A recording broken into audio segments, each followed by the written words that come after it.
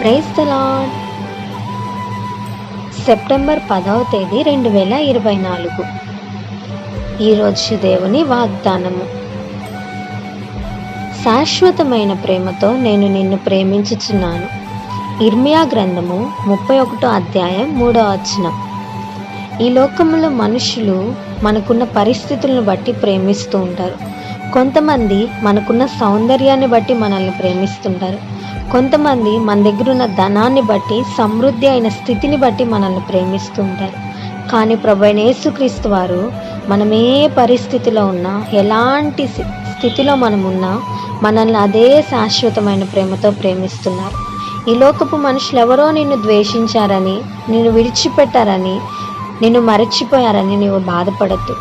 శాశ్వతమైన ప్రేమతో, ముదిమి వచ్చు వరకు ఎత్తుకొని ముద్దాడే ప్రేమతో దేవుడు నిన్ను ప్రేమిస్తున్నాడు కనుక ఈ లోక మనుషుల కోసం నీవు బాధపడద్దు, దిగులు పడద్దు. శాశ్వతమైన ప్రేమతో ప్రేమించే దేవుడు మనకు తోడుగా ఉన్నాడు. ఈ వాగ్దానం మనందరి జీవితంలో నెరవేర్చబడునుగాక. ఆమేన్. God bless you.